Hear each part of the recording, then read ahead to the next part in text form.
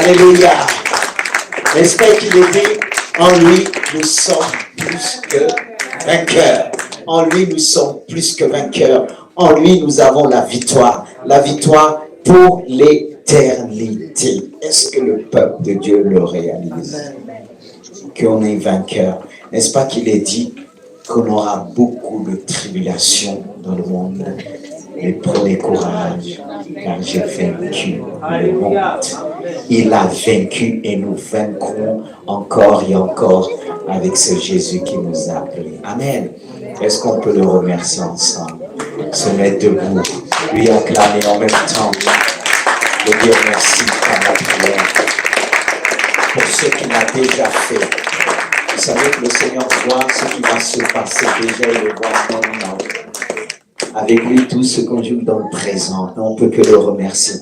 Seigneur, je veux te remercier pour ta parole, pour ton amour, pour ta fidélité.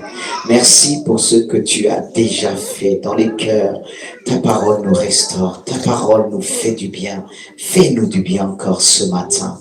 Par ce moyen que tu as choisi, ton Église, sans oublier les chants, ces chants qui ont pu trouver, mettre ta parole dans nos cœurs, nous préparer afin de recevoir de toi. Oui, nous voulons recevoir de toi ce matin. Amen. Gloire à Dieu. Vous pouvez reprendre place. Installer tranquillement dans la présence de Dieu. Amen. Amen. Amen. Amen. Vous savez que parfois on peut recevoir des messages. C'est pas qu'ils sont difficiles, mais parfois dur à entendre. Mais la parole de Dieu est la vérité. La parole de Dieu nous conduit, la parole de Dieu nous restaure. La parole de Dieu nous fait du bien. Et je suis convaincu que le Seigneur va encore enlever ce qui doit être enlevé en nous pour mieux nous enseigner. Amen. Pourquoi je disais, je me suis dit qu'il y a des choses qui sont difficiles à entendre, car la vie chrétienne n'est pas facile. Non. Vous savez qu'il y a ceux qui prétendent, qui se disent « Waouh, c'est facile la vie chrétienne ». C'est le Saint-Esprit qui nous aide, Dieu nous fait grâce. C'est un combat de tous les jours. Tous les jours. Il ne s'agit pas de quelques jours, quelques mois, quelques années, mais tous les jours jusqu'au retour de Jésus. Amen. Et devant ce thème, ce message que j'ai pris le temps de finaliser ce matin, ça m'a emmené à réaliser encore beaucoup de choses en disant Dieu, tu n'as pas fini encore d'œuvrer dans ma vie, mais je veux tout te donner. C'est pas facile de le dire, mais il faut le faire confiance. Et faites-le confiance. Aidez-lui par le Saint-Esprit. Seigneur, tu vas me parler ce matin. Je ne pense pas qu'à mon voisin. S'il parle à mon voisin, tant mieux. Mais je te présente mon cœur ce matin. Révèle-moi encore des choses que peut-être que tu m'avais déjà dit, que je n'avais pas compris. Mais parle-moi d'une simplicité que je puisse mieux comprendre. Et si tu lui dis, tu lui parles tout simplement, Dieu va agir. Souvent, nous avons l'habitude de dire, non, j'ai rien senti. C'est plus que ce que nous ressentons. La parole de Dieu. C'est pourquoi il dit, heureux celui qui entend les paroles de la prophétie. Dans ce passage, il ne dit pas, heureux celui qui comprend.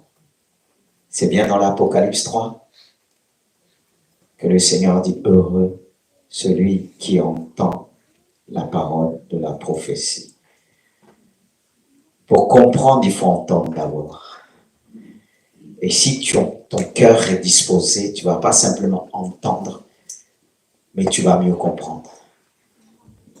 La foi vient de ce qu'on entend, et ce qu'on entend vient de la parole de Dieu.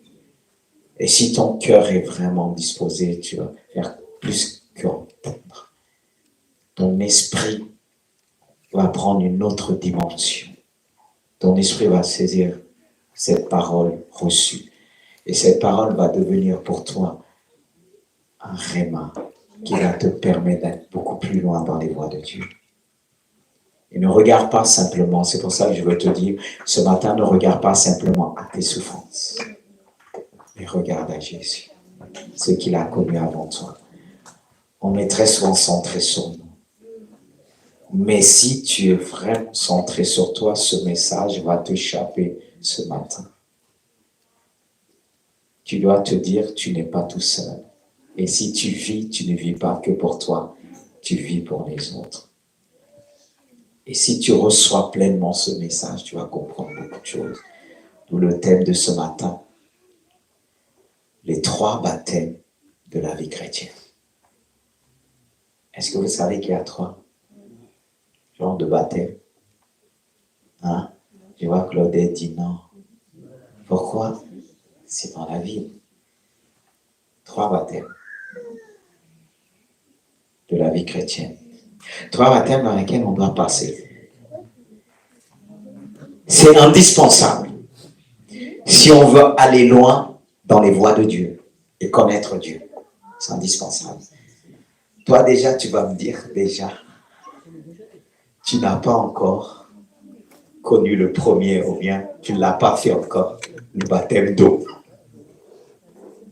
Et tu vas me dire, est-ce qu'il y a encore un autre? Là, tu es confondu parce que tu dis, ben, ça fait des années, tu n'es même pas passé par là. Alors, quand viennent-ils encore les autres baptêmes? Dans 10 ans? 20 ans? Hein? Quelqu'un va me dire, mais vas-y, pasteur. Mais on va le découvrir dans la parole de Dieu. Parce que sinon, certains vont dire, mais je ne sais pas quelle Bible qu'il a pris. Et j'ai pris la Bible que tu as pris que tu n'ouvres pas. Ou bien quand tu lis tellement vite, tu sautes des passages. C'est la même Bible que tu as que je vais te tirer ce passage-là, qui parle des autres baptêmes. Ou bien tu la lis. Non, vous allez dire que ça, c'est le pasteur. Mais pardonne-moi. Hein. Ou bien quand tu la lis, vous voyez, elle est comme ça, mais toi, tu la tournes. Tu la tournes comme ça, mais là, imagine, elle est là, tu la tournes, c'est comme si c'était une autre langue. Ou bien les écritures grecques. C'est pas le cas. Mais si tu la lis attentivement, en disant, Seigneur, parle-moi, il va te parler des 3 baptêmes. Et toi, tu vas dire, waouh, je veux le 2e, je veux le 3e. Il faut commencer par le 1er. Mais il y en a ils ont commencé par le 2e. Ça arrivé. Le 2e. Mais ce n'est pas toujours le cas. Pour la plupart, on a commencé par le 1er. Et même quand tu commences par le 2e, tu vas revenir vers le 1er. Corneille l'a vécu. Tout de suite le 2e, mais il fallait dire, bon, reviens un peu en arrière. C'est incontournable le 1er. En plus, qui sait, peut-être tu as eu le 3e, mais le 3e, je ne sais pas. On va voir ensemble. Bon, regardons ensemble dans Matthieu. C'est Jean-Baptiste qui part, qui témoigne. Le prophète Jean-Baptiste, il va dire ceci. Moi, je vous baptise d'eau. On est d'accord? C'est le 1er. Pour vous emmener à la repentance. Mais celui qui vient après moi est plus puissant que moi. Et je ne suis pas digne de porter ses souliers. Lui, suivez pas, bien, il vous baptisera du Saint-Esprit et de quoi encore? Souvent, on pense qu'il y a 2. On s'arrête, on se dit, le baptême du Saint-Esprit, uniquement. Mais il y a le baptême du Saint-Esprit et le baptême de feu. Vous connaissez la langue française, la conjonction. Et pourquoi on s'arrête sur 2? On a oublié le baptême de feu. Vous connaissez ce baptême-là pour certains? Hein? Non. Mais Dieu veut nous emmener vers ces 3 baptêmes. Le 1er, le baptême d'eau, il permet que c'est les hommes qui le font. Les autres, les hommes peuvent nous conduire, mais c'est Jésus qui le fait. Mais on doit passer par la main des hommes. Ceux qui disent, ben, il n'y a que Dieu qui va me donner, c'est Dieu qui va nous baptiser, le premier baptême d'eau. Il l'a institué, oui, mais ce n'est pas lui qui le fait. Il le fait à travers ses serviteurs. N'est-ce pas qu'il est dit dans Matthieu 28, je ne sais plus, au verset 19, il dit ceci, « Allez et faites de toutes les nations des disciples en les baptisant au nom du Père, du Fils et du Saint-Esprit. » Allez. Il nous demande de baptiser au nom du, même si c'est pas lui qui le fait, mais un peu le fait à travers nous. Il nous donne toute cette responsabilité. Et on peut dire aussi pour le baptême du Saint-Esprit, il a donné son Église, ce baptême, afin que son Église puisse la répondre. Et même le baptême du feu. Si l'Église n'est pas passée, elle doit passer. Vous dites pas Amen. C'est beau le baptême de feu. Non, rien qui ne répond pas vite. Il n'y a pas de piège. Hein? Il n'y a pas de piège. Je vais utiliser la parole de Dieu. On va parler premièrement, on va revenir sur le baptême d'eau. Voilà, vous voyez, le baptême d'esprit, de l'esprit et le baptême de feu. Mais le baptême d'eau, vous le savez tous, il s'agit de quoi? Le baptême d'eau, c'est un acte d'obéissance qui nous conduit à une véritable repentance. J'ai marqué cette repentance, on peut parler de la transformation et la purification par les eaux du baptême pour le pardon des péchés. Ça, j'ai essayé de résumer, c'est dans la parole. On reçoit le baptême d'eau, pourquoi? Pour nous purifier, c'est symbolique. L'eau doit nous laver, nous purifier, et comme on l'a vu le mois dernier, la signification du baptême, a comme signification de la mort, l'ensevelissement et la résurrection. C'est-à-dire, là, on finit avec le péché, on enterre le péché et on ressuscite. Ça nous parle du baptême. Et spirituellement, on doit passer par là. Pourquoi on doit passer par là? On va comprendre la raison à travers Hébreux 12, 14, il dit « Recherchez la sanctification, d'où la purification, sans laquelle personne ne verra le Seigneur. » C'est ce qui va te permettre de voir plus loin, parce que nos yeux ont besoin d'être lavés. Quand on passe par le baptême, spirituellement, Dieu purifie notre âme, notre esprit et notre corps. Mais toi, tu te dis, c'est rien. Si tu as reçu vraiment la foi en Jésus-Christ, la foi va t'emmener à cette obéissance-là. Parce que sinon, tu ne verras pas le Seigneur. Alors, on ne peut pas enlever la première étape. Corneille, qui a reçu le baptême du Saint-Esprit, il fallait revenir en arrière pour être purifié par l'apôtre Pierre, quelque part. Mais sinon, comment tu vas voir le reste? Car il ne faut pas oublier qu'il est dit dans Marc 16, verset 16, « Celui qui croira et qui sera baptisé sera sauvé. » Mais toi qui dis que tu crois, qu'en est-il du baptême?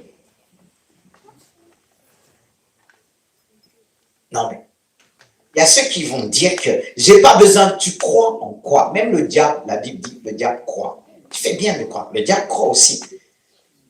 Mais on ne va pas le baptiser. Il croit, on ne va pas le baptiser. Toi, tu crois. Tu prends la même position de Satan. D'accord, on ne peut pas le baptiser. Mais ta croyance, elle est basée sur quoi? Si tu n'es pas baptisé,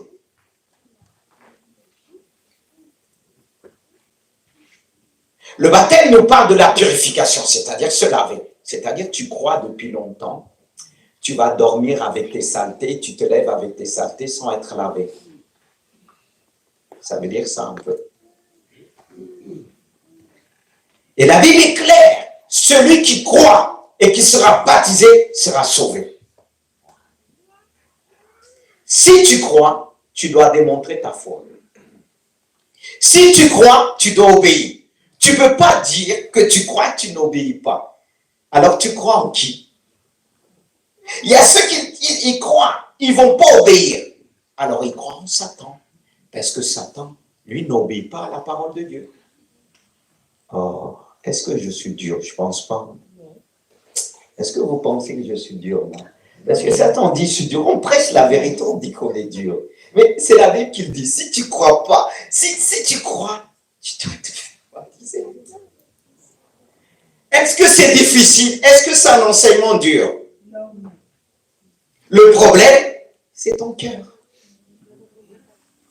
C'est pas le mien, hein. Moi je me suis fait baptiser. Hein. Mais je sais que Dieu va m'emmener plus loin. Voilà. Et le baptême de l'Esprit. Le baptême du Saint-Esprit. C'est vrai, beaucoup s'arrêtent au parler en langue. Mais c'est plus que ça. C'est plus que ça. Parce qu'il y a ceux qui parlent en langue même, mais ils ne respectent pas certaines choses. Ils sont comme une cymbale qui retentit, qui résonne, nous dit la Bible. C'est marqué dans 1 Corinthiens 13. En disant, celui qui parle en langue, s'il n'a pas l'amour, s'il n'a pas ceci, il est comme une cymbale qui retentit. Imagine une cymbale, quelqu'un vient devant toi, sur tes heures. Boum! Qu'est-ce que ça va faire? Eh bien, le parler en langue, s'obéissant sans l'amour, il est semblable à ça. Mais c'est quoi le baptême de l'esprit? C'est vrai, il y en a qui résument ça simplement. Ah, je parle en langue, je suis baptisé du Saint-Esprit. Je ne dirais pas non. C'est pourquoi je marquais, c'est le baptême qui nous fait ressentir pleinement sa présence, son amour et sa sagesse. En d'autres termes, l'Esprit, quand il est dit, vous recevrez une puissance, le Saint-Esprit survenant sur vous et vous serez mes témoins. Vous savez, le baptême du Saint-Esprit, qu'est-ce que ça va susciter? Une envie dans nos cœurs de témoigner continuellement de Jésus-Christ. Est-ce que c'est le cas? Pour beaucoup parlent en langue pour montrer qu'ils chantent bien en langue, c'est pas tout. Alors lorsqu'il dit, je répète encore, vous recevrez une puissance, c'est dans Acte 1, verset 8. Vous recevrez une puissance, le Saint-Esprit survenant sur vous et vous serez mes témoins.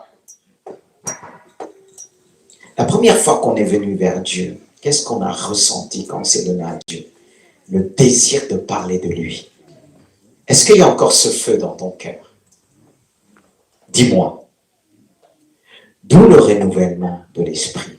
Il faut le permettre de renouveler son Esprit Saint en nous. C'est pas parce que tu as reçu et tu te dis tout est acquis. Il faut ce renouvellement de l'esprit. Amen. Est-ce qu'une sœur dans la foi, un frère peut demander la sœur qui part? Parce que de fois, on voit les gens partir sans leur demander pourquoi. Est-ce qu'il y a quelque chose? Mais mes frères et sœurs, faites quelque chose quand même. C'est important. Tous les anciens, quand vous voyez quelqu'un partir, vous ne savez pas. Il doit y avoir un combat, la personne est part, vite fait, une voiture vient, boum. Et on va dire, elle était avec nous, on l'a laissé partir. Ne soyez pas concentrés. Quand je vois, moi, deux fois, j'ai envie d'arrêter le micro, de dire, mais qu'est-ce qui se passe? Ah, mes frères qui me suivent, mes soeurs. Et voilà, c'est important. Je reviens sur mon passage. Voilà, le baptême du Saint-Esprit.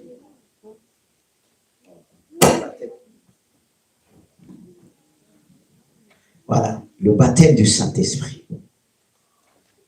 On doit recevoir ce baptême qui va nous donner l'envie de témoigner de Dieu avec force et puissance et avec la sagesse de Dieu. Et on doit chercher le désirer, chercher le baptême du Saint-Esprit. C'est une puissance de Dieu. Car regardez, en ce qui concerne Jésus, Il dit, dès que Jésus eut été baptisé, il est sorti de l'eau, et voici les cieux s'ouvrir, et il vit l'Esprit de Dieu descendre comme une colombe et venir sur lui. Quand il est sorti aussitôt de l'eau, il y a quelque chose qui s'est passé. Les cieux s'ouvrirent, et il est dit, le Saint-Esprit est descendu quelque part. Quand je disais tout à l'heure, c'est plus que le parler en langue. Car Jean-Baptiste a dit, il a vu l'Esprit de Dieu. Jésus a vu descendre comme une colombe. Comme ne veut pas dire la colombe.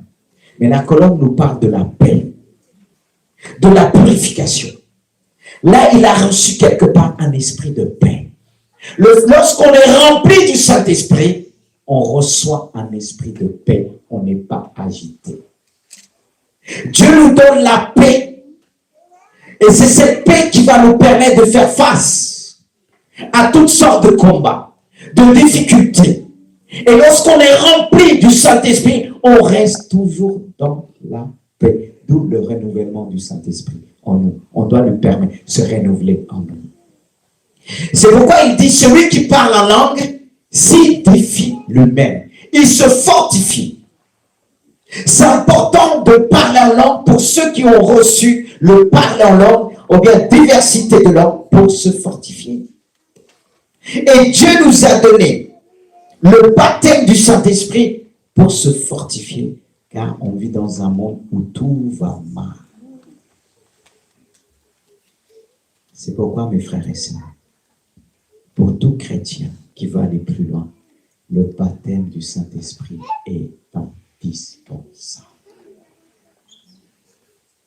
C'est une force tranquille. La Bible dit la paix de Dieu qui sort par toute intelligence gardera nos cœurs et nos pensées en Jésus-Christ. Vous savez, il y a ceux qui disent, je veux ceci, je veux cela, mais cherche le Saint-Esprit. Et souvent, tu n'es pas en paix. Tu es agité dans tous les sens. Mais au lieu de chercher le baptême du Saint-Esprit, tu cherches la présence des hommes, tu cherches la présence des femmes. Mais non! N'est-ce pas qu'il est dit, cherchez d'abord le royaume des cieux. Et toutes choses, vous savez quoi? Alors, c'est ça. Et Jésus-Christ qui est venu devant Jean-Baptiste. Regardez, lorsqu'il est venu devant Jean-Baptiste, Jean-Baptiste était étonné. Il a dit non.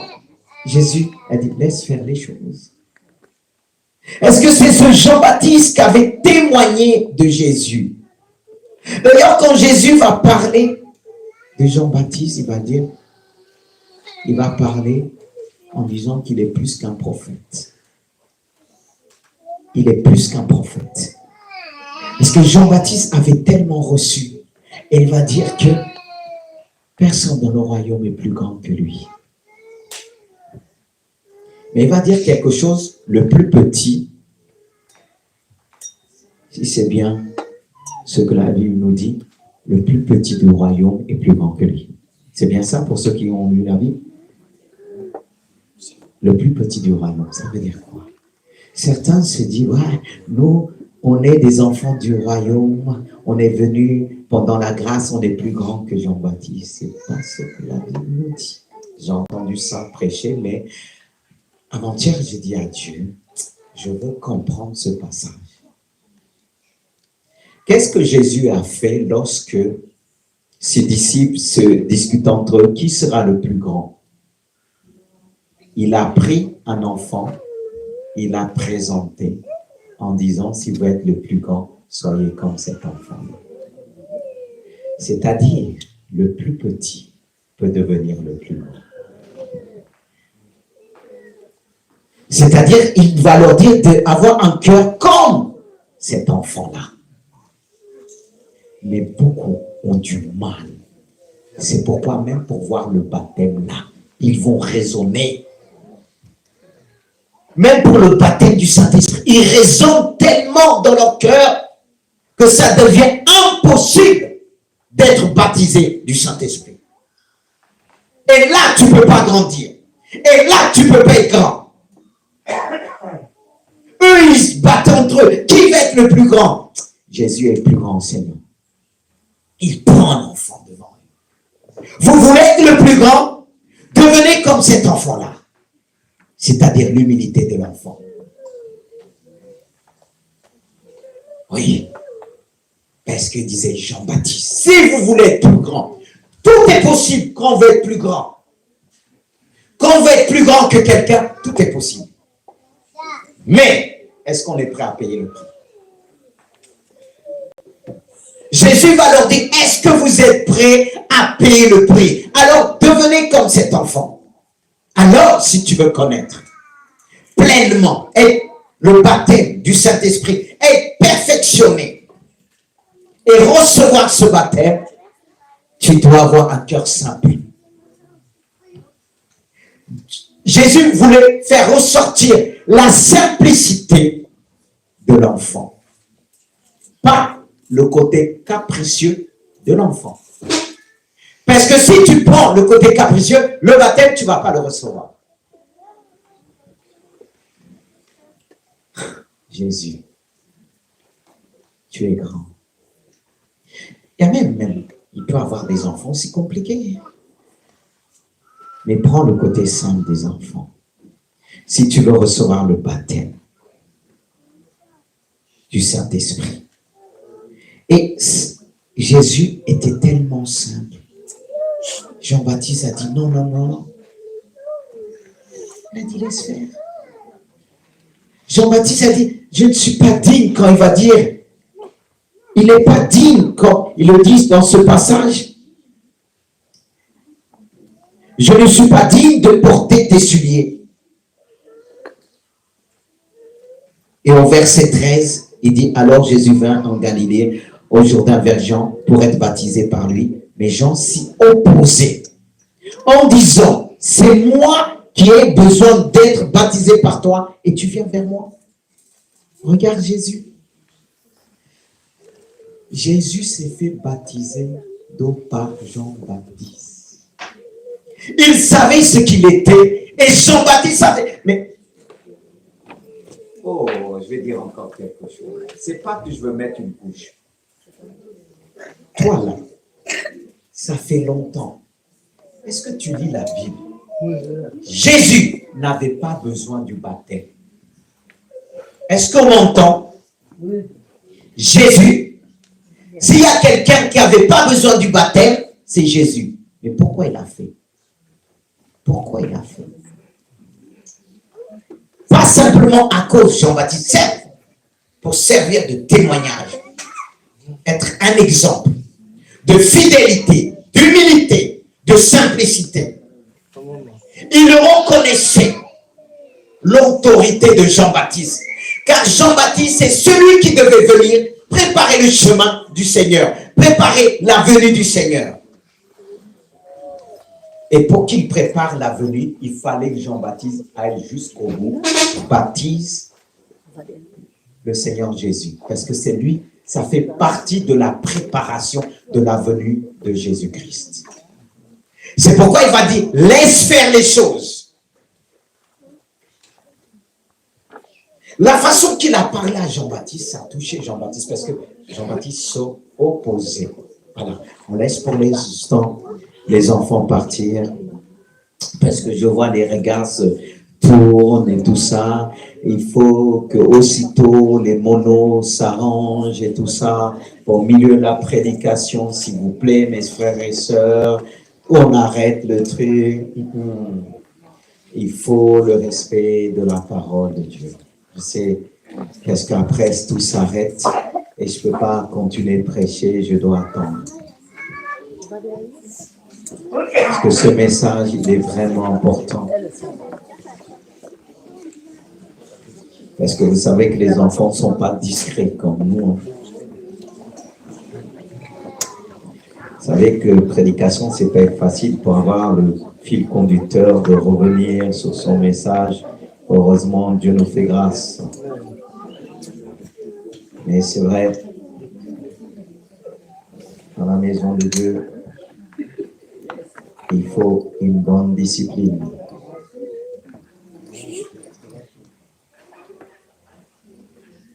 Voilà. Parce que je comprends, les parents sont tellement attachés quand les enfants, c'est humain, issu du regard. Et après, on n'est plus pleinement dans la prédication. Gloire à Dieu. Vous êtes revenus? Je peux continuer? Voilà. Concernant Jésus,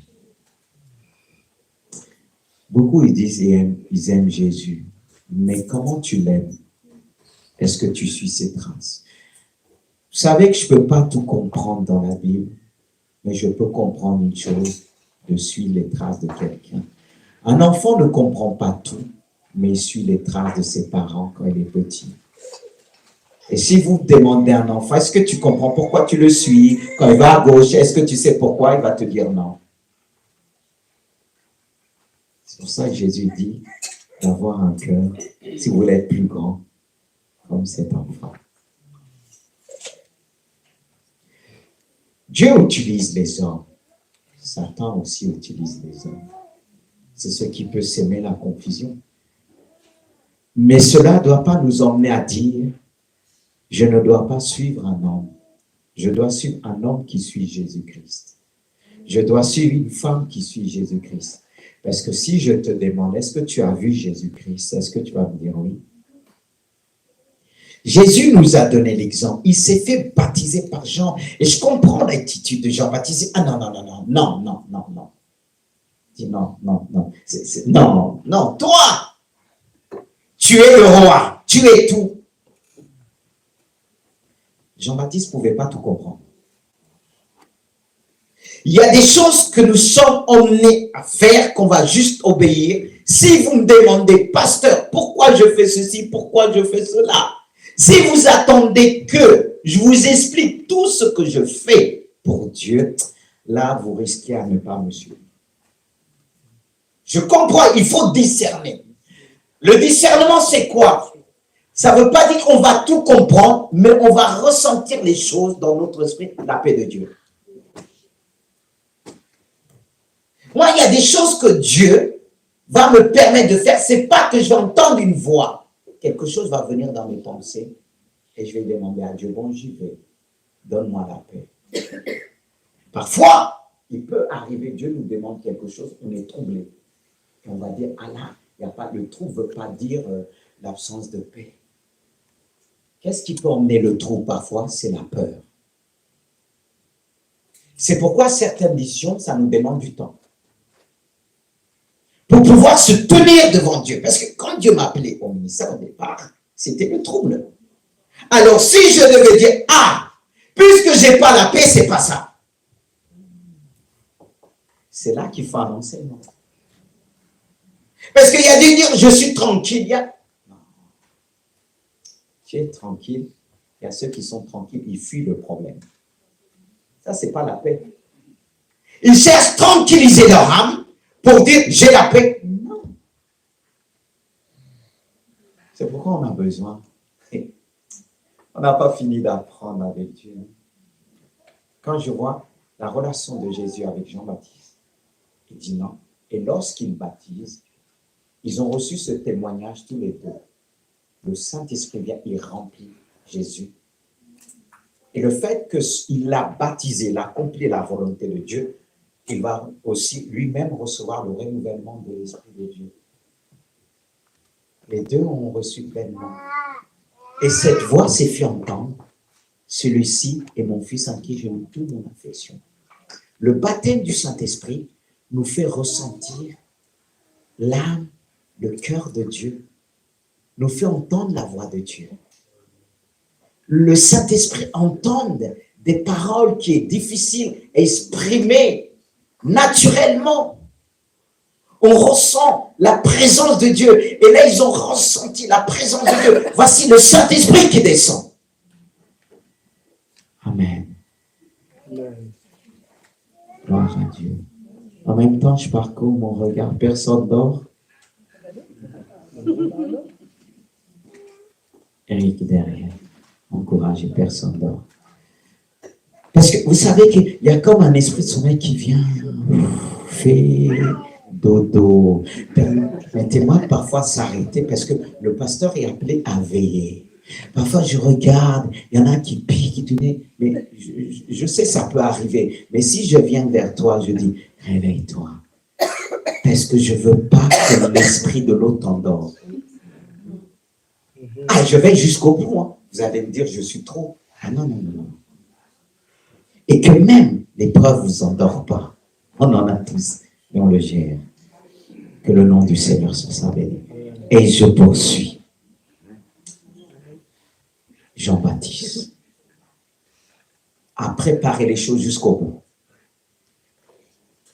Jean-Baptiste n'avait pas réalisé qu'il devait aller jusqu'au bout. N'est-ce pas? C'est lui qui a pointé du doigt Jésus en disant, voici l'agneau de Dieu qui ôte le péché du monde. C'est lui-même. C'est pour ça que les Juifs le considèrent comme le dernier des lits des prophètes, c'est-à-dire de la dernière lignée des prophètes.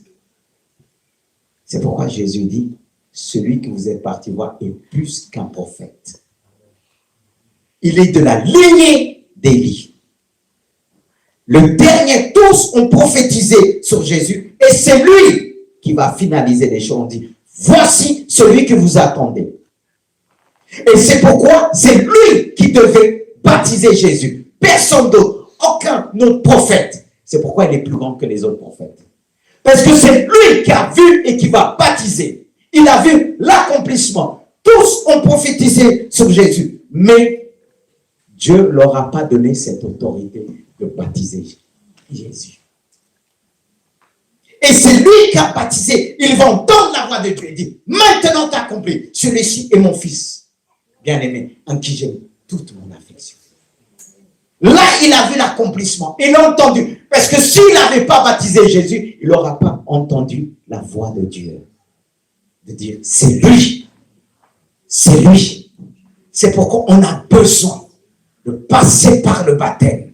Et si tu te prépares bien, lorsque tu te fais baptiser, il y a des choses qui se passent. N'est-ce pas? Il dit qu'un seul pécheur se tend sur la terre, soit par les baptêmes, à la fête dans les cieux. Et là, l'Esprit de Dieu est venu pleinement sur Jésus. Certes, on pourra dire qu'il a été conçu par le Saint-Esprit. C'est vrai qu'il a été conçu par le Saint-Esprit. Marie était enceinte par la vertu du Saint-Esprit. Mais celui que Dieu a conçu par le Saint-Esprit, il va le remplir. Ça ne veut pas dire que tu as été appelé, que tu as été créé, tu as été interpellé par le Saint-Esprit, que tu es vraiment rempli. Dieu va envoyer son Fils conçu, mais il va le remplir en amour. Et peut-être certains ont entendu cette voix. Et une fois Jésus rempli du Saint-Esprit, c'est-à-dire la puissance de Dieu, pour être un témoin, qu'est-ce que Dieu va faire après? Qu'est-ce qui se passe après au verset 4? On va venir tout à l'heure dessus pleinement. Car Dieu qui nous remplit du Saint-Esprit, qu'est-ce qu'il fait? Qu'est-ce que le Saint-Esprit fait? Il nous conduit dans le meilleur centre de formation qu'on appelle le désert de la tentation. Toi qui dis, je ne veux pas qu'on me tente, je ne veux pas ceci, je ne veux pas ceci. Et tu es dans ce monde, hein? Tu vas connaître la tentation. Le Saint-Esprit, qu'est-ce qu'il va faire? Pour perfectionner son enfant, il va le conduire dans ce centre de formation. Le son qu'il a choisi, lui. Mais nous, on veut choisir, au peuple de Dieu. On veut toujours choisir, je vais telle église, je ferai ceci, je ferai ceci. Non. Ce n'est pas la vie chrétienne. Hein? Si tu veux être efficace, un instrument utile, une manière entre les mains de Dieu, c'est lui qui va te conduire. Comme il a dit à Pierre, comme il a dit, tu étais enfant, tu saignais toi, comme il dit quelqu'un, se rappelle du passage, tu faisais en gros, mais à un moment donné, c'est l'Esprit qui va te conduire. Nous, autrement, on n'aime pas ça. On a l'habitude, je fais ce que je veux. Je fais de ma vie, surtout quand on commence à, on est ado, on se dit, on dit, non, mais moi je fais ce que je veux. Va dire ça au Saint-Esprit. Ou bien va dire ça à Dieu. N'est-ce pas pour beaucoup quand il vient à l'église, moi on ne me dit pas ce que je dois faire. Et t'es sûr t'es chrétien? Oh bon, t'es chrétien mais pas véritable. Il y a encore, mais c'est pour ça que Dieu va nous perfectionner.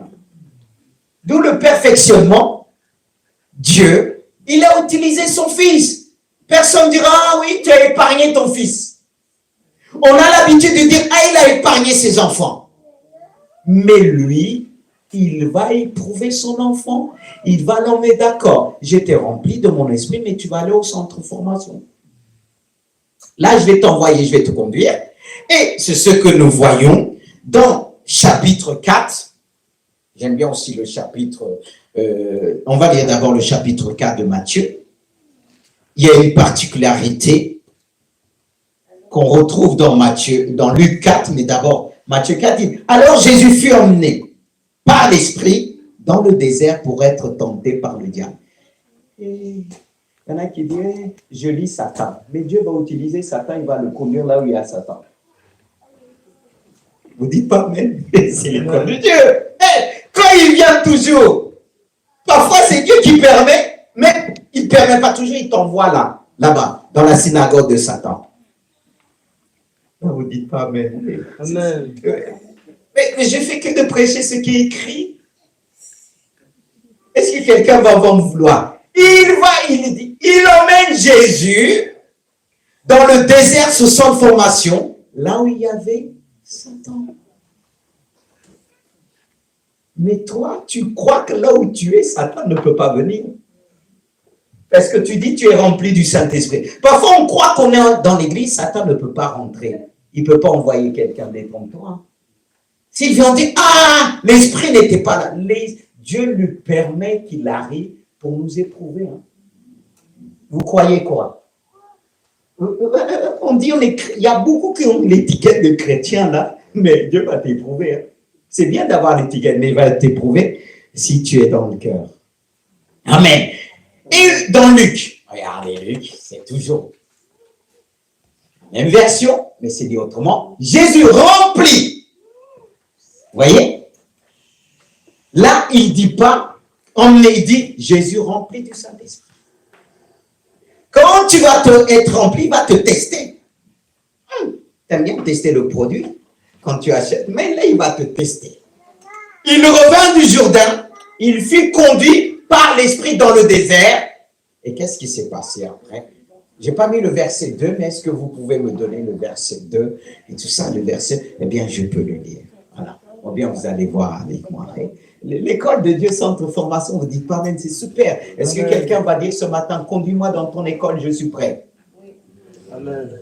Là, est-ce que les mains, ils sont les mains là où la demeure de Satan, tu crois qu'il va te former comme? Si tu es rempli de lui, il va vraiment tester si tu lui appartiens. Et il dit, Jésus rempli du Saint-Esprit, revint du Jourdain, et il fut conduit par l'Esprit dans le désert, où il fut tenté par le diable. Pendant 40 jours, il ne mangea rien durant ces jours-là, et après qu'ils furent écoulés, il eut faim. Mais vous croyez quoi? Qu'en fait, avec Dieu, il n'y a pas d'école? Tu crois quoi? Tu crois que tu vas t'accouler à douce, que tu vois la vie chrétienne, je suis chrétien. Moi, au début de ma conversion, je disais, je ne savais pas tout, j'ai dit, j'aurais plus de problème et tout ça. Et quand Dieu m'a dit, tu vas ouvrir la Bible, tu vas comprendre ce que j'ai mis. J'ai appelé, quand j'ai ouvert la Bible, j'ai refermé, je suis tombé dans le passage, j'ai remis, je refermais très vite. J'ai dit, ça, c'est pas pour moi. Seigneur, j'ai assez souffert, ça suffit.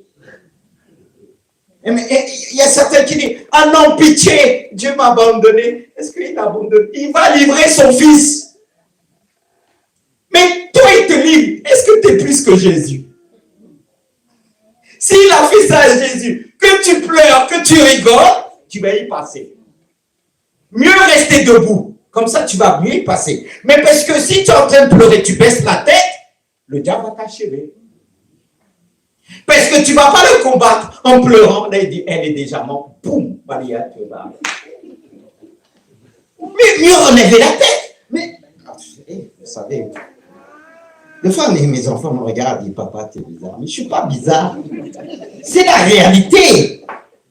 Mais, parce qu'on voit quand quelqu'un, Dieu est en train d'éprouver quelqu'un. Moi, je demande Dieu, est-ce que je dois aller?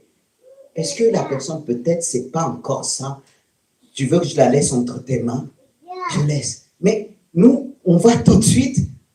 Mais des fois, ce n'est pas Dieu qui t'envoie. C'est pour ça que Dieu, vous connaissez le ministère d'Ézéchiel. Dieu le rendait quelquefois, il enlevait la voix mue, il ne pouvait pas parler. Vous savez pourquoi? Vous savez pourquoi? C'est simple. Parce qu'il savait qu'Ézéchiel, le prophète d'Israël, un tour de rien, il allait venir, intervenir. Quand ce n'était pas le moment, Dieu le rendait lui, il ne parlait pas. Comme ça, il est impossible d'agir. Dieu fait comme ça deux fois. Quand tu vas, tu bafouilles. Tu n'arrives pas à parler, mais tu ne te poses pas des questions. C'est parce que tu ne dois pas parler. Et surtout quand il y a des enfants, ils souffrent, on est tout de suite, ah mon pauvre, mais il faut laisser un peu. N'est-ce pas que s'il a cherché aussi un peu? Et toi tu dis, ah non, je vais le laisser faire. Mais quand il y avait le problème, t'es paumé à courir. Bon, ça arrive aux hommes, mais plus aux sœurs quand même, ça. Plus aux mamans. Pas tous, mais c'est pour ça qu'il faut les deux pour équilibrer. Non, là, Dieu va livrer son enfant. Combien de jours? 40 jours. Jésus a eu faim. C'est pour ça que je pense à Anne. Comme je dis, ce n'est pas toutes les femmes, mais Anne, elle a laissé son enfant avec les mains d'Élie, le sacrificateur Élie. Elle a se rappelé vite. Wow! J'ai dit, ça c'est la foi qui a été éprouvée. Mais quand on voit la vie de Samuel, c'est pour ça c'est incontournable. Et quand Jésus a été éprouvé dans ce centre de formation, qu'est-ce qu'a gardé Jésus? Parce qu'il a utilisé ce qu'il a appris. Et toi, si on te conduit aujourd'hui dans le désert de la tentation là, si tu n'as rien mangé spirituellement, parce que là il a eu faim, mais quelque part il avait la parole de Dieu. La preuve, quand chacun va dire, si tu es vraiment fils de Dieu, ordonne que ces pierres deviennent quoi? Le diable attaque la plus souvent les gens lorsqu'ils ont faim. Regardez les gens ailleurs, dans d'autres pays. Lorsqu'ils mangent, ils sont vulnérables. On peut les utiliser comme on veut. Vous croyez qu'il a changé? De fois, on dit, ah, si c'est nous, on n'aurait pas fait ça. Si tu as faim comme eux, que tu n'as pas mangé spirituellement, lorsqu'on est solide spirituellement, on tient. Et le diable est venu pour le tenter. Il dit, toi qui dis que tu es fils de Dieu, alors fais comme ton père. Si tu es vraiment fils de Dieu, fais ceci. Nous, on aurait dit, je vais prier, je vais le montrer. Et quand on ne vient pas des miracles, on est frustré. Frustré parce qu'il ne te demande pas de prier. Il te demande de dire, je n'ai pas besoin de prier là. Parce que ce n'est pas ça ma nourriture. Est-ce que de fois, on se presse à prier pour tout et pour rien? Peut-être pour quelque chose. Mais il y a des choses que tu peux obtenir sans prière. Est-ce que tu entends? Par rapport à la connaissance que tu as, tu vas dire, non, je ne suis pas obligé de le faire, je suis fils de Dieu. Je suis un enfant de Dieu. Parce qu'il me dit, si, et non se presse, je vais le montrer qui je suis. Tu n'as pas besoin de montrer, tu l'es. Jésus voulait le montrer qu'il est fils de Dieu. Miracle ou pas miracle, tu es un enfant de Dieu. Tu ne deviens pas un enfant de Dieu par les miracles que tu vas faire. Tu l'es parce que tu l'es. Il n'y a pas d'autre explication. Mais nous, on veut toujours démontrer. Ce que je suis, si tu es véritable chrétien, tu n'as pas besoin de démontrer. Ça va se voir par ton témoignage, par ta façon de faire, par la paix. Et lui, il avait faim. Le diable s'est dit qu'il a faim là je vais l'achever. Et il ne s'est pas arrêté là. Qu'est-ce qu'il a fait après? L'autre épreuve, c'était quoi? Montrer le royaume. Ou bien lorsqu'il a porté sur le temple, Non, quand il a montré, regardez le diable, il a une tactique. Le jour que tu as rien, tu es fatigué, tu en as marre, tu as ras-le-bol de tout. Lui, qu'est-ce qu'il va te dire? Il va dire, tu veux ça? Je peux te donner, mais adore-moi. Mais tu l'as déjà. Mais quand tu es fatigué, tu es éprouvé, tu n'entends rien. C'est ça le problème. Lorsqu'on passe dans des moments difficiles, on commence à parler. J'ai rien. Je suis perdu. Je ne ressens rien. Je suis abandonné. Et c'est là que le gars va venir. Et c'est là que beaucoup de chrétiens tombent. C'est pas parce que tu souffres, Dieu n'existe pas. C'est pas parce qu'il a gardé silence qu'il n'agit pas.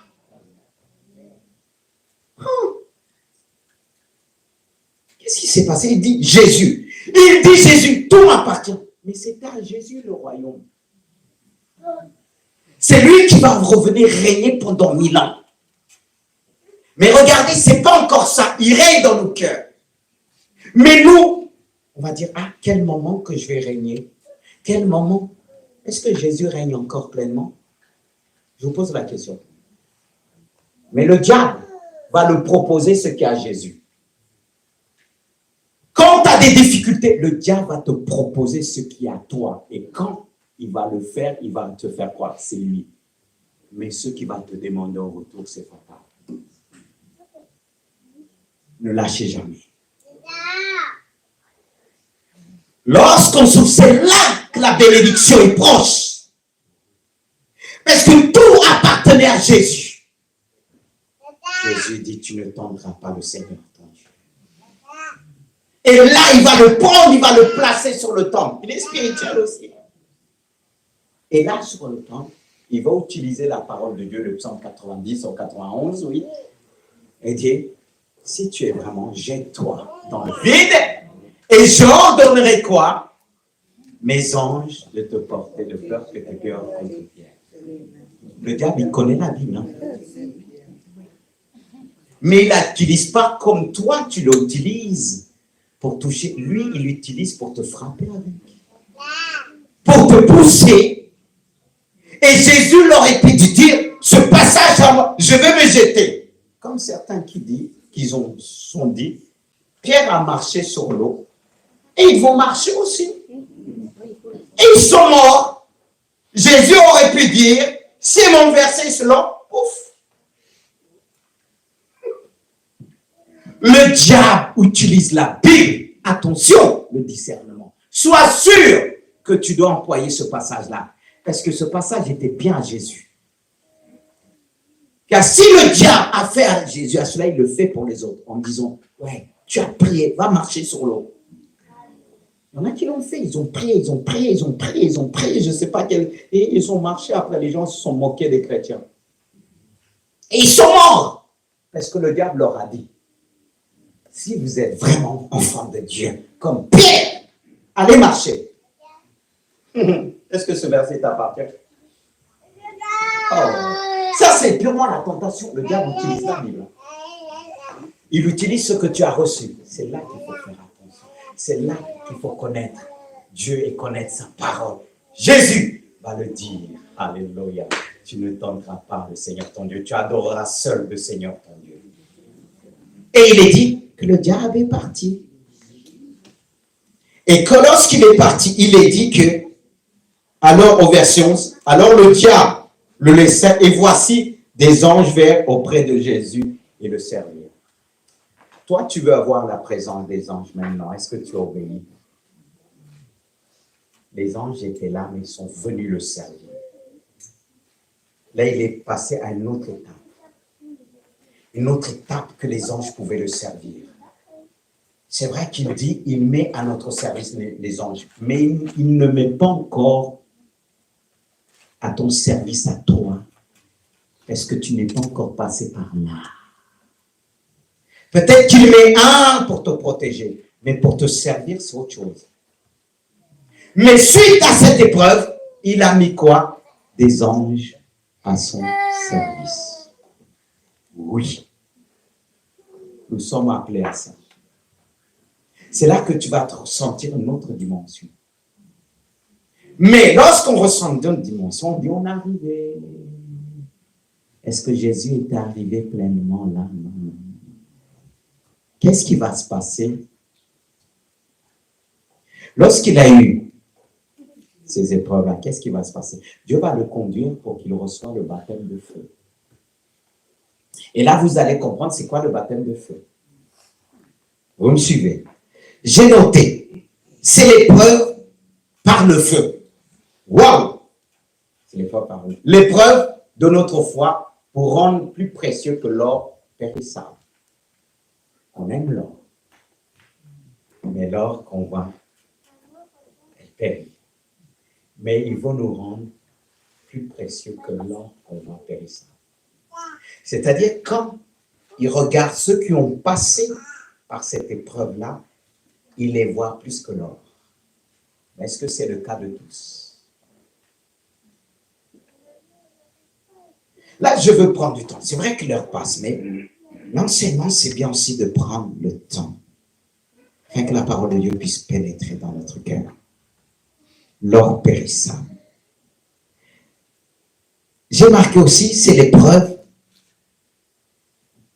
de notre foi, comme vous l'avez dit, de perfectionnement. C'est-à-dire, tu as reçu le baptême du Saint-Esprit, tu as reçu la puissance, mais il veut te perfectionner encore. Mais qu'il te perfectionne, il faut passer par le feu comme l'or. Pour extraire l'or, on fait passer l'or par le feu. C'est ça. Il y en a qui aiment l'or, qui n'aiment pas l'or. Après, ça dépend comment on a mis notre cœur. Mais, s'il prend l'exemple comme l'or, pour nous montrer, pour rester l'or, on doit le faire passer par le feu automatiquement. Alors, pour qu'on soit puissant, il doit nous faire passer par le feu.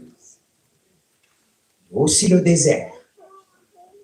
Le désert, c'est un lieu de dépouillement. Si on veut être puissant, on doit être dépouillé totalement. Tu veux servir Dieu de tout ton cœur? Pour servir Dieu de tout ton cœur, quand il y a des choses, il y a des épines encore sur ton cœur, les choses doivent être dépouillées. Et qu'est-ce qu'il va faire? Bon, je me suis inspiré de ce passage d'un Pierre, d'où le résumé de cette introduction du point 3, et dit, un Pierre, c'est là ce qui fait votre joie. Quoique maintenant, puisqu'il faut que vous soyez attristés pour un peu de temps par diverses épreuves. Et je m'arrête un peu là, avant de lire la suite. Le baptême du feu égale à épreuve, voire diverses épreuves. Jésus a connu diverses épreuves dans le désert. Mais ça ne s'arrêtait pas là. Les choses ne sont pas arrêtées là. Mais toi, quand tu as connu une épreuve, tu dis non, le Seigneur ne va pas permettre notre. Ça, c'était le summum. Est-ce que c'est lui qui t'a dit c'est le summum? Il a dit à ce message-là, pasteur, j'ai souffert. Tu ne peux pas me dire qu'il reste encore un autre, et encore, et encore, et encore, et encore. Mais c'est Dieu qui décide. Demande-lui. Mais est-ce que l'épreuve que tu as connue est suffisante pour faire pleinement la volonté de Dieu? Dis-moi, si c'est le cas, je dirai Amen, tu es passé par le feu.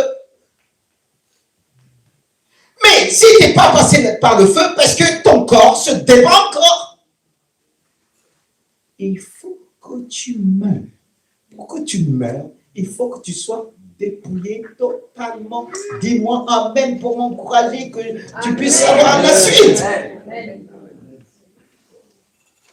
Vous savez, des fois qu'on passe une épreuve, on dit non, je ne vais plus connaître une autre. Tu es Dieu. N'est-ce pas qu'il est dit, on n'est pas content de la nous force. Hein? Il est fidèle pour t'aider. Fais-lui confiance. Mais lui, il a trouvé, c'est pas fini. Hein? Parce que, vous savez que des fois, on voit que c'est pas fini parce qu'on voit les gens venir avec leur ego, tout ça. On dit, la bénédiction du Seigneur agit encore. Et Dieu te dit, toi, tu es parti la secourir très vite, j'avais pas fini. Et quand tu es parti vite fait, je me suis arrêté. parle en tant que serviteur, pasteur. Les émotions de fond se laissent prendre. C'est pour ça que j'ai dit, Seigneur, donne-moi aussi la fermeté. Amen. Ouais, vous allez aimer votre pasteur. Je continue. La suite, il y a une suite dans ce verset-là. Verset 7, il y a une suite. Ça s'arrête là. Bon. Afin que l'épreuve de votre foi, plus précieux que l'or périssable, c'est écrit, qui cependant est éprouvé par le feu, et pour résultat, la louange. Ah, on aime parler de la gloire. Toi, tu veux la gloire. Il faut passer par là. Que tu sois bien dépouillé et Dieu te dit, j'ai été humilié pour plus te... Amen. Si ce n'était pas les passages bibliques, certains diront, oh Seigneur, pasteur, j'ai beaucoup entendu, je rentre chez moi. C'est pour ça qu'il faut prêcher sur la Bible. Parce que quand vous allez me dire, c'est dit, hé, ma soeur, t'aimes pas la Bible là? Mon frère, t'aimes pas la Bible? Alors si tu aimes la Bible, mais ne te focalise pas sur tout ce que tu as entendu. Mais va jusqu'à la fin. Et pour résultat, la louange, la gloire et l'honneur lorsque Jésus-Christ apparaît. Revenons sur Jésus. Pour ça, j'ai marqué, en effet, le baptême, c'est le revêtement de puissance. Être rempli de la puissance ne veut pas dire revêtir. Le revêtement. Il est à l'intérieur et l'extérieur. Ce que tu es à l'intérieur doit sortir extérieurement. D'où le revêtement de puissance. Il est dit, le baptême de feu, j'ai marqué, c'est le revêtement de puissance, de la puissance du Saint-Esprit après le désert. Tu veux être fort. C'est en fonction de ton épreuve. On reconnaît un homme et une femme en fonction de son épreuve. C'est comment elle a géré son épreuve. Tu veux que ton enfant soit fort. Mais toi, à peine quelque chose qui t'arrive, il te voit par terre. Comment il va être fort? Vous savez, je dis souvent à mes enfants,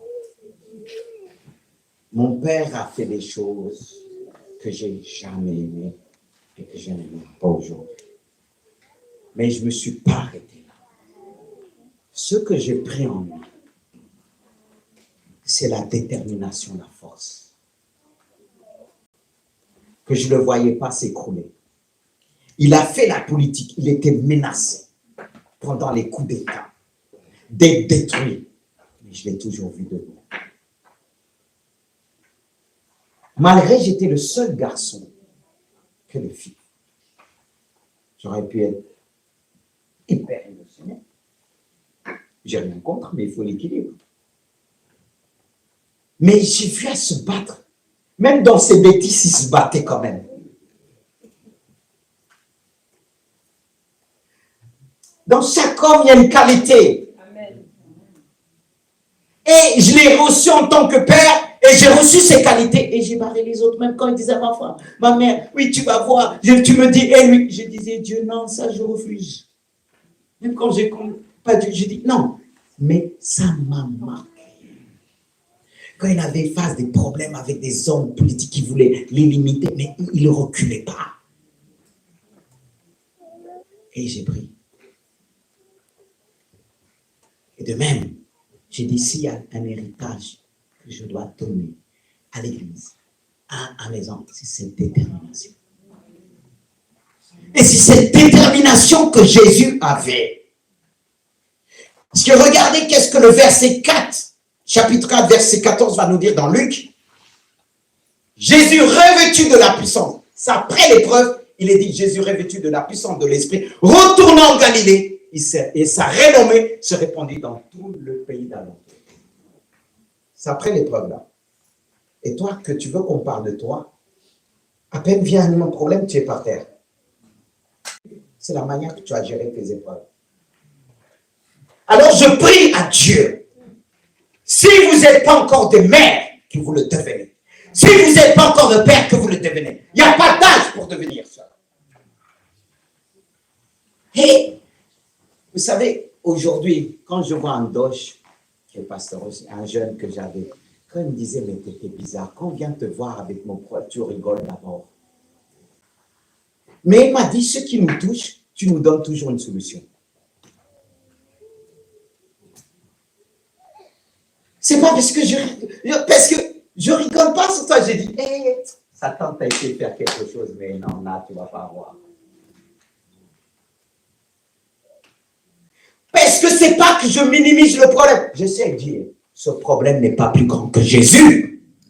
Amen. Jésus va te donner la force de l'en sortir. Et comme mes propres enfants disent, mais tu regardes Dieu, mais la solution, parce que je me connecte avec ce Dieu.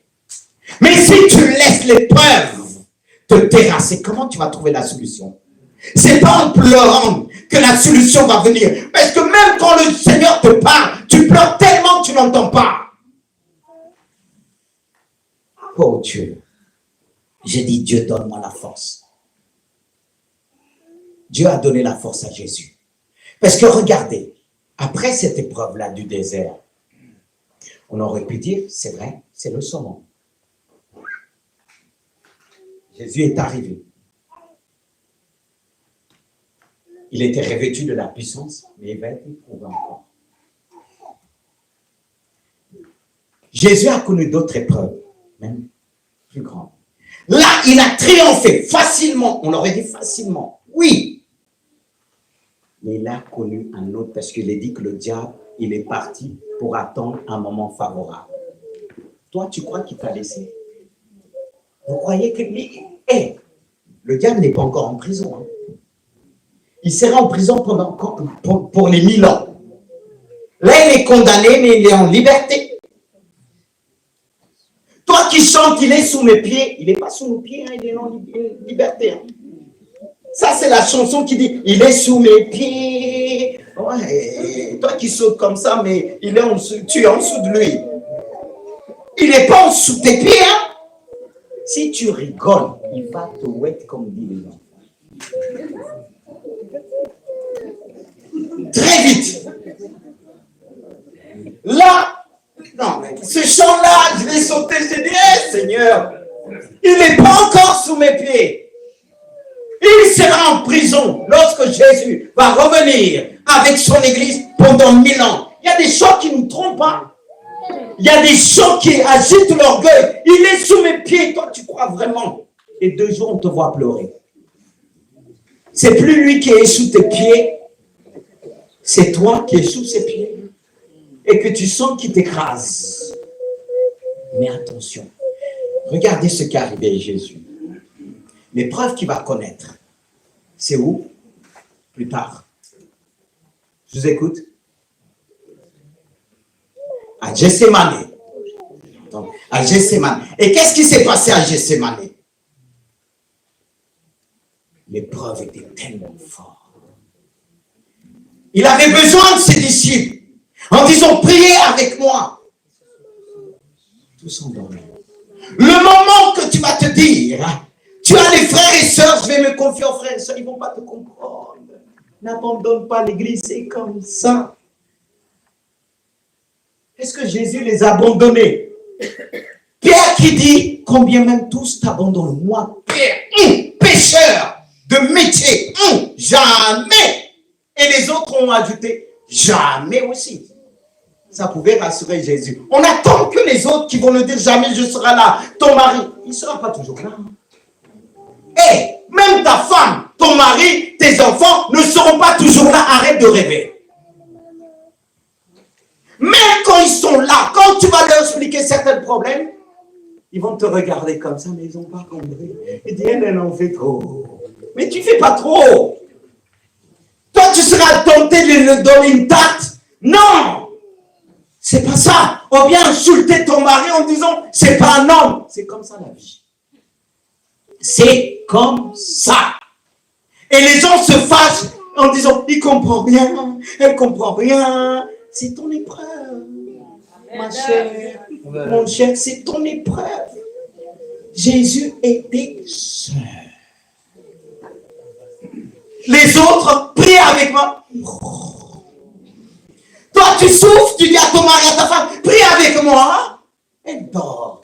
Et tu es tenté de taper. Non?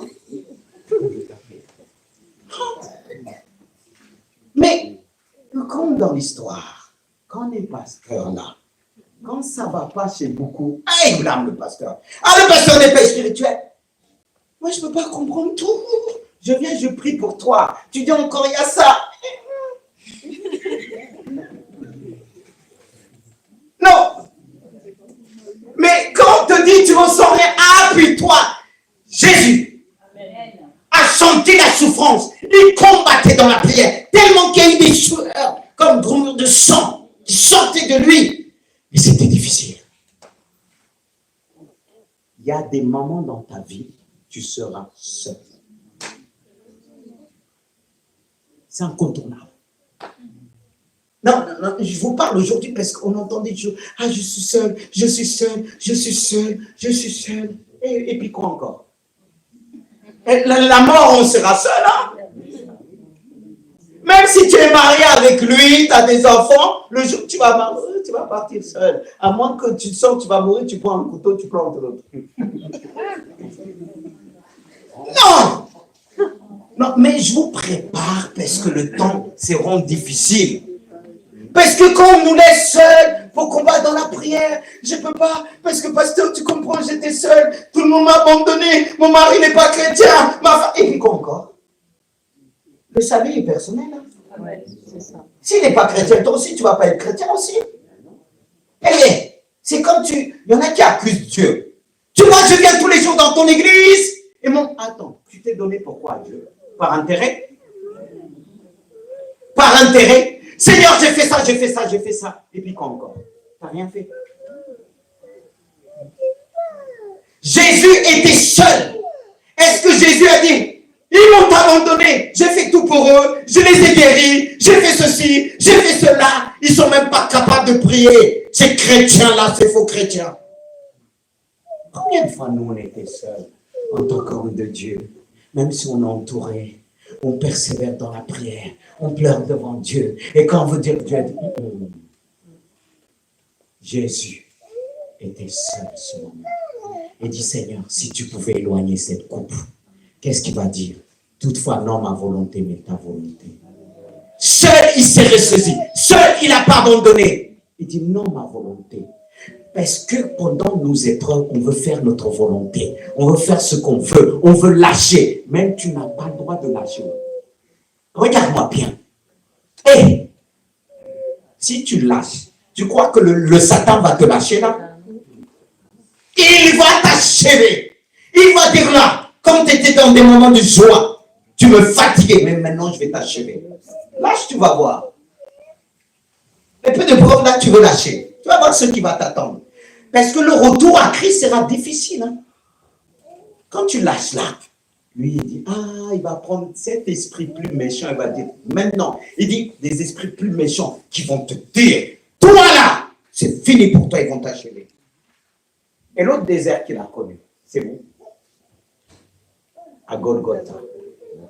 Qu'est-ce qu'il a dit à Dieu? Pourquoi m'as-tu abandonné? Ça arrivait à Jésus. Toi, tu te dis pourquoi Dieu t'a abandonné. Jésus l'a dit aussi. Il veut te dire, moi j'ai dit au Père, mais il n'est pas resté là. Avec la douleur, Jésus n'a pas maudit. Combien de fois, nous, avec la douleur, on a maudit? Ça, c'est le baptême de feu. Ouf! À la croix, il a été dépouillé. La croix nous dépouille totalement. Totalement. Depuis, on a enlevé ses affaires. On l'a humilié. Et toi, on t'humilie dans la vie. Tu dis, je vais lui montrer qui je suis. Je vais le coller une. Voilà, je vais lui dire 4 vérités. Il y a une seule vérité en Jésus-Christ, s'il te plaît. Amen. Je ne sais pas quelle vérité, les 4 vérités-là, tu la gardes. Tu gardes tes vérités. Moi, je connais une seule vérité, celle de Jésus. Je vais le montrer, il l'a osé. Mais Dieu, parfois, se sert de ton mari, ta femme, pour bien te crucifier. Ça fait mal. Ça fait mal, pasteur. Mon mari m'a fait ça, ma femme m'a fait ça. Ça fait mal. Surtout un enfant que tu as mis. Tu dis, mais Dieu permet que tu sois dépouillé. Jésus a été dépouillé. Il a vu les gens qu'il a guéris. Crucifiez-le. Ça, c'est le monde. ce que tu as fait du bien.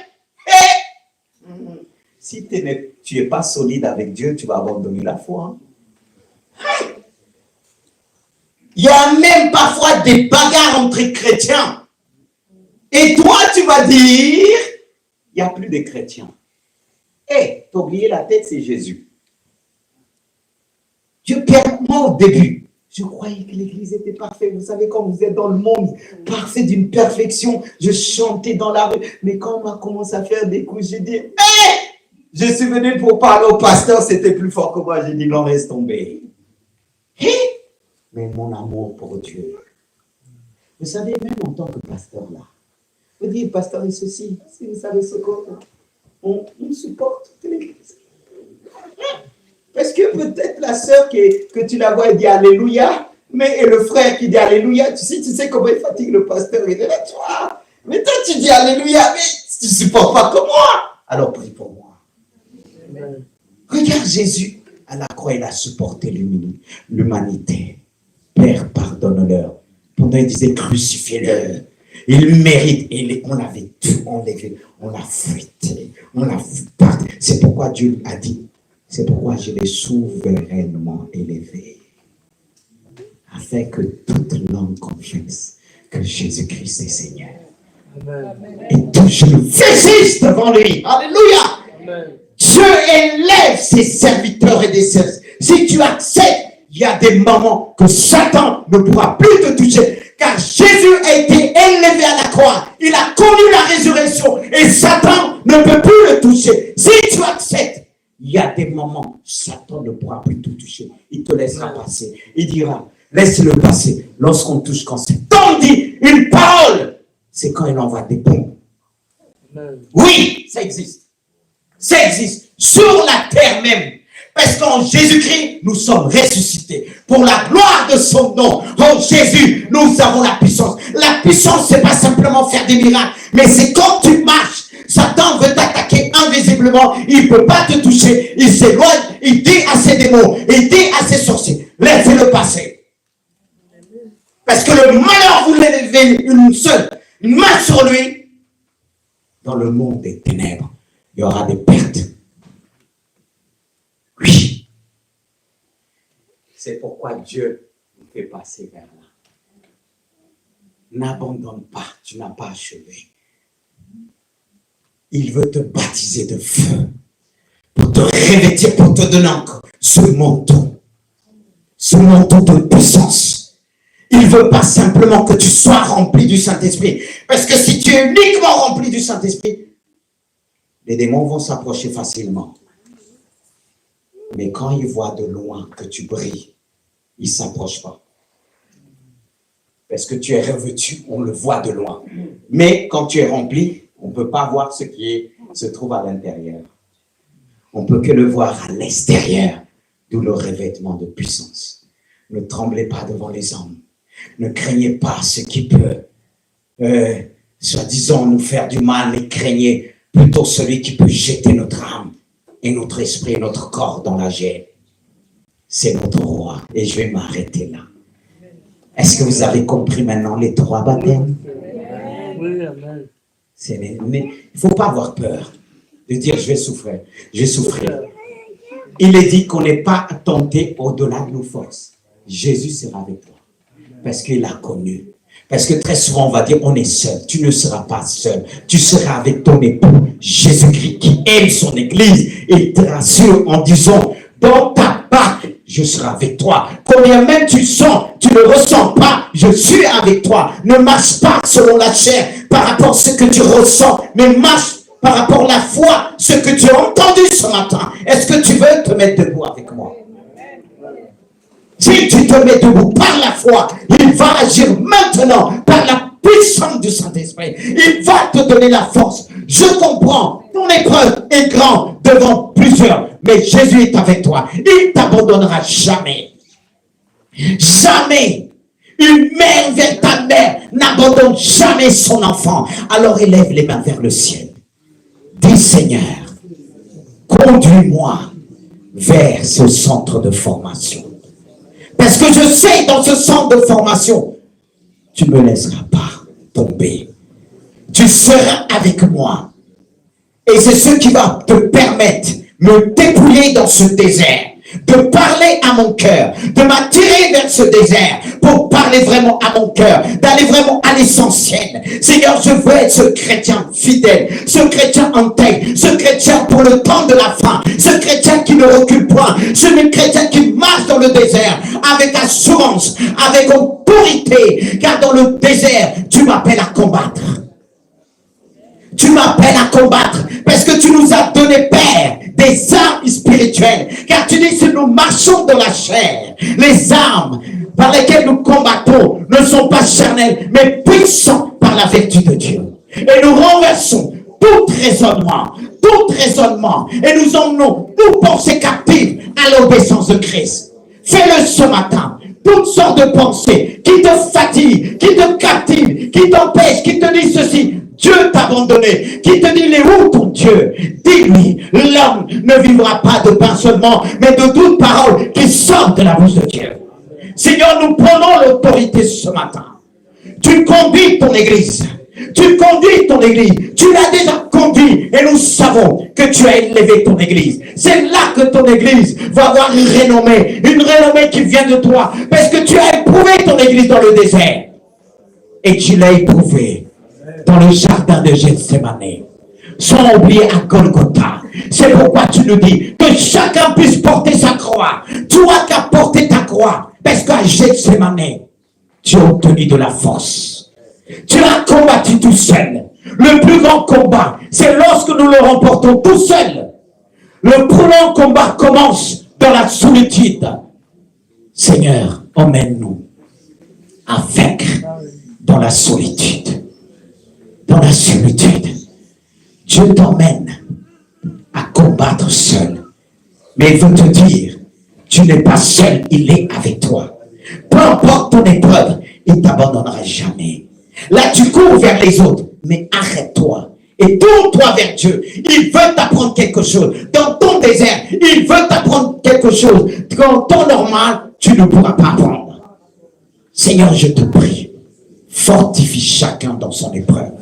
Fortifie chacun dans son épreuve ce matin. Fortifie par la puissance du Saint-Esprit. Tu reçois cette onction, cet esprit de force, d'amour et de sagesse. Le Seigneur répand son esprit en toi. Il te donne la force de vaincre. Il te donne la force de briser toute piège de l'ennemi. Tout ce qu'il a préparé pour toi. Il a fait un programme pour toi, pour cette année 2024. Mais le Seigneur t'appelle à le briser par le nom puissant de Jésus. Prends cette autorité, l'autorité de l'église, l'autorité de cette église qu'on appelle source de Siloé. Tu dois briser les liens, tu dois briser les chaînes par le nom puissant de Jésus. Il te donne la force. N'abandonne jamais. Je sais que tu as plus de force. C'est ce que tu te dis. Mais encore, une source en toi, des ressources que tu ne connais pas. Dieu t'emmène dans ce désert pour que tu puisses découvrir ton identité. Ce que tu es, tu ne sais pas ce que tu es. Car quand tu fais un pas, il y a les anges qui t'entourent. Et Dieu veut t'emmener à réaliser, même si tu ne le vois pas, il est avec toi. Et je t'exhorte ce matin à le dire partout. Le fait que tu as baissé les bras a permis une avancée du côté de l'ennemi. Car celui qui abandonne, celui qui recule est semblable à celui qui détruit, nous dit le livre des Proverbes. Ne recule plus, combien même on t'a déçu, combien même t'as entendu des choses, mais avance. Car si nous tous on devrait abandonner, l'église ne sera pas là. Dieu a besoin des hommes et des femmes convertis, dignes de son nom pour avancer. Et dis-lui, Seigneur, je n'abandonnerai point. Parce que je sais que tu marches devant moi. Je sais que tu es dans ma barque. Tu dois le confesser. N'est-ce pas qu'il est dit? Que le fait puisse dire ce matin, je suis fort. Et que le pauvre puisse dire, je suis riche. On t'a longtemps dit, qualifié de faiblard. Mais tu n'es pas en Jésus-Christ. Tu n'es pas en Jésus-Christ. Et tu dois confesser ce que tu es, ce que tu as découvert ce matin. Tu as l'autorité. Combien même t'étais tenté d'abandonner, fais comme Jésus. Non ma volonté, mais que ta volonté se fasse. Seigneur, les clous me font mal. Mes épreuves me font mal. Mais fais comme Jésus. C'est là qu'il a dit tout accompli. Le moment que tu auras encore plus mal dans ta vie, c'est ce moment-là que le diable dit, il ne faut pas le laisser prononcer des paroles positives, car il est en train d'achever sa mission, il est en train d'accomplir sa mission. Il ne faut pas le laisser, il faut le pousser à maudire Dieu, comme Madame Job a dit à Job, tu demeures intègre dans tes voies, mais maudit Dieu meurt. Job n'a dit non, non, non, non, malgré son épreuve, malgré sa souffrance, il a dit le mal ne peut pas venir de Dieu. Alors refuse ce matin. Le diable a rempli ton cœur des mauvaises paroles. Oh, si on pouvait te laisser la place, tu auras sorti toutes ces mauvaises paroles. Mais non. Fais comme Job. Job a perdu ses enfants. Est-ce que toi, tu as perdu tes enfants? Job a perdu ses richesses. Job a perdu ses serviteurs. Il a tout perdu. Mais il a demeuré ferme dans sa foi. Il a dit non dans son épreuve. Et Dieu, plus tard, Dieu l'a élevé. Tu veux être élevé. Tu veux être élevé. Dieu te fait passer par là. Je sais que tu souffres comme Jésus a souffert. Les clous de la croix. Il voyait son sang. Agonie. Devant Dieu. Devant les hommes. Plus il souffrait, les gens le maudissaient. Mais lui n'a pas maudit. C'est ce que Dieu veut voir dans ton cœur. S'il te purifie, s'il te fait passer dans le désert, il veut dans ta souffrance que tu puisses le bénir. Il veut voir dans ta souffrance que tu peux dire des paroles de consolation. Et c'est là qu'il va répondre sa gloire. Pourquoi Dieu nous emmène dans ce message? Parce que Dieu veut bénir son église. Dieu veut fortifier son église. Dieu a un plan pour son église. Dieu a un plan pour toi. Il veut te faire de toi pas simplement une femme, mais une mère. Une mère, quand elle prie, ceux qui viendront la voir obtiendront la guérison. Tu ne sais pas ce que tu es. C'est dans le désert que tu vas découvrir ce que tu es. Par le dépouillement du désert. Dis à Dieu merci. C'est pour un but que tu deviens patiente. Oh Seigneur, dis-lui merci pour ce message. Je veux le vivre à la minute près. Dis-lui Seigneur, j'accepte par la puissance du Saint-Esprit. Alléluia. Que le feu du Saint-Esprit puisse descendre sur toi, consumer tout ce qui doit être consumé. Au nom puissant de Jésus, je le déclare. Car il m'a donné l'autorité de le déclarer. Dieu veut faire de cette église une église purifiée, une église qui marche dans l'obéissance et qui accomplit des miracles, non pour elle-même, mais pour Jésus-Christ. À lui seul soit toute la gloire. Celui qui m'a appelé, celui qui vous a appelé à demeurer ferme dans la foi, malgré les épreuves, malgré les combats. Il appelle aussi aux jeunes de demeurer ferme à l'école, dans les lycées. Si vous demeurez ferme, si vous acceptez de passer par ce feu, rien ne pourra vous atteindre. Rien ne pourra vous faire du mal. Parce que vous êtes déjà passé. Jésus, à cause de la croix, il a été ressuscité. Comme je disais tout à l'heure, il est encore glorieux. On ne peut pas le faire mal. On ne peut pas le faire du mal. Jésus triomphe. Et spirituellement, nous sommes assis dans les lieux célestes. Alors mon frère, maintenant, tu es ma soeur, tu as été saisi. Je veux t'entendre. Élève la voix. Prends l'autorité sur ton problème. Prends ton désert comme la gloire de Dieu. Change tes difficultés en paroles. Change tes défauts en une opportunité que Dieu te donne. Peut-être tu dis, j'ai des difficultés dans tel domaine. Le diable te fatigue. Mais en Jésus-Christ, tu n'as pas. Si le diable a mis le paquet, te bloquer dans ce domaine, parce que c'est là que Dieu a mis tout son espoir. Là où les hommes te disent tu es faible, là où les femmes te disent tu es faible, c'est là que Dieu a mis tout son espoir. Alors exprime-toi, Dis Seigneur, aujourd'hui, je n'abandonnerai jamais. Parce que tu m'as donné la détermination. Tu m'as rempli de force, d'amour et de sagesse. Alléluia. C'est ça le plus grand miracle. C'est pas quand on va voir les trucs vont changer, c'est la détermination que tu reçois. Que personne ne pourra t'arrêter. Non. Non. Non. Remercie Dieu encore une fois. Remercie Dieu.